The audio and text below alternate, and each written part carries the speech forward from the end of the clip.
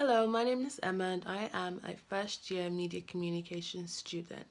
I am from Birmingham and I am a producer as well as a radio presenter. I do produce my own shows and I also create podcasts.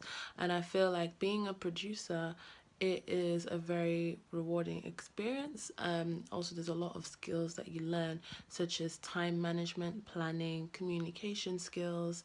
You have to learn how to liaise with people and also research your target audience, the people that you're trying to entertain. Being a producer, I find it very interesting because it's very creative. You're allowed to essentially do what you want but not do what you want. No idea is a silly idea. Everything gets welcomed. There can sometimes be a lot of pressure, especially when you're broadcasting live.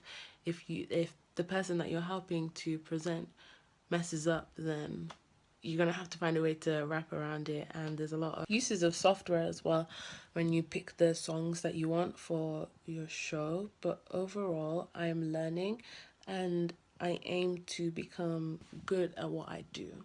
If you don't get a grasp of who that person is or why they want to do that music, so the person you were interviewing last week, they gave me like a understanding of what kind of music and the reasons they want to do it. So I guess you're kind of right on that, because if you do music and they come on a podcast that don't really give out their true self, it's kind of right in that guess, right?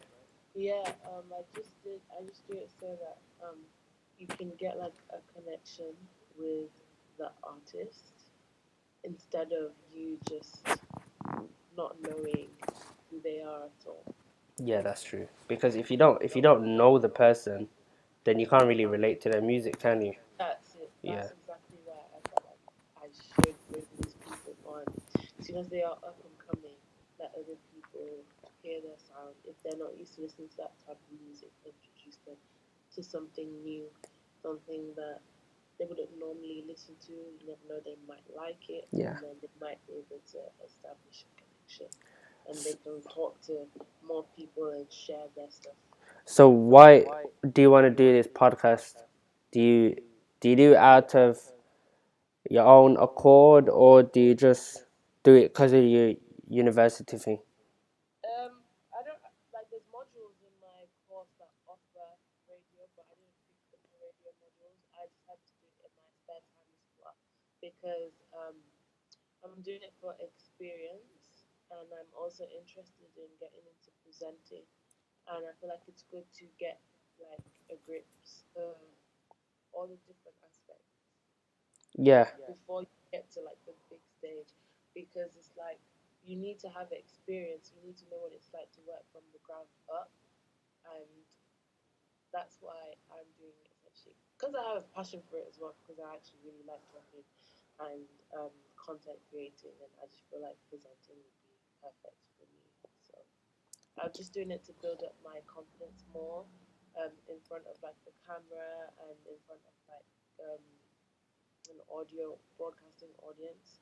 So yeah, that was why I chose to. Wait, because you said you had a radio task or module. Wouldn't that help if you do that as well with your experience you're doing right now? Um, I didn't pick it because there's you only get a choice of two Okay. modules, and there was four things that I wanted to do. I wanted to do radio. I wanted to do TV. I also wanted to do photography, and I wanted to do what was the other one? I wanted to do PR as well. So I ended up picking PR and TV because TV is where I want to get onto eventually.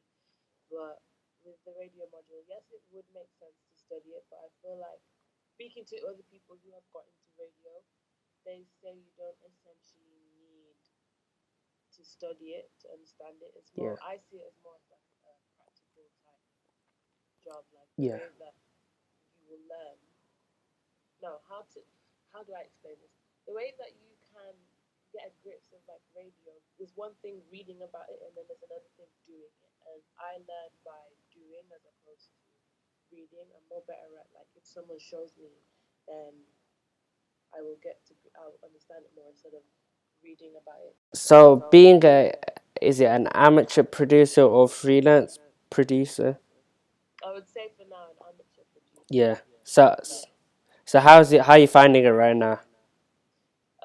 I feel like it's quite fun, to be honest, because you get to help people plan their shows, and it's like it's just like for me, I just see it as like making a YouTube video, but you're not making a YouTube video, you're just talking. Yeah. You get like free control, and of course there is a lot of planning that goes into it, a lot of preparation before actually broadcasting your show. But once it's done, you feel good about yourself because you were able to construct something that people can listen to and enjoy. What skills do you think is needed for being a producer like you, or if you wanted to step up and become that bigger producer?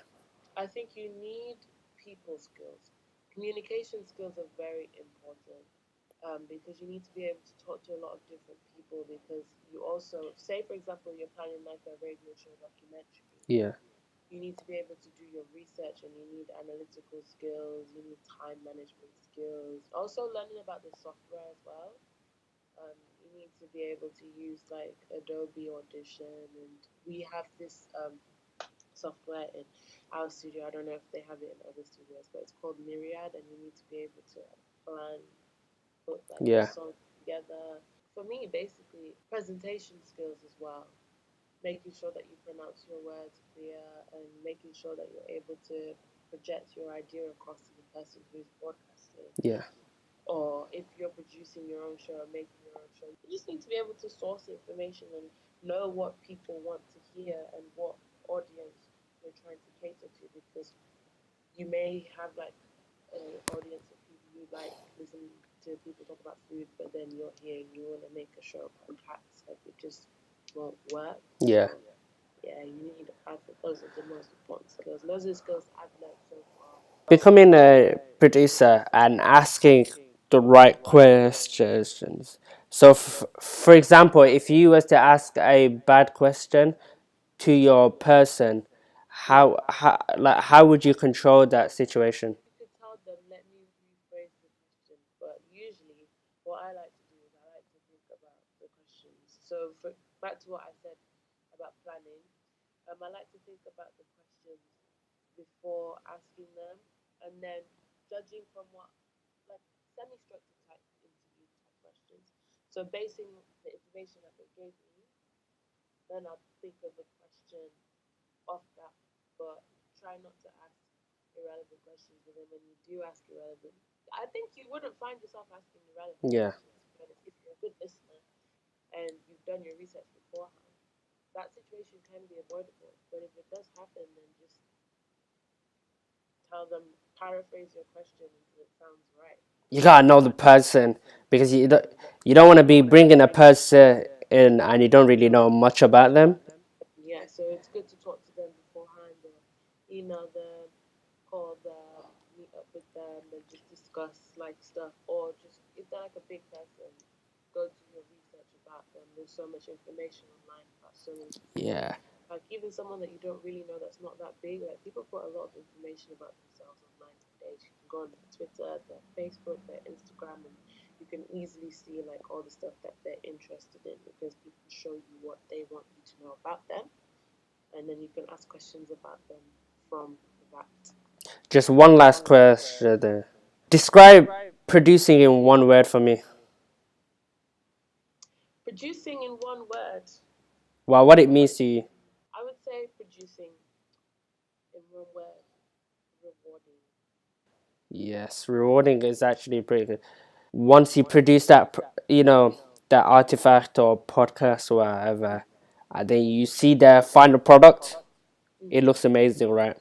Yeah, definitely. So great to see your own work just there, it's nice when you like thought of an idea, instead of keeping it in there, you were able to have the resources. You're able to have the resources to put it out there and let other people enjoy your work with you. Okay, man. Thank you very much for your help.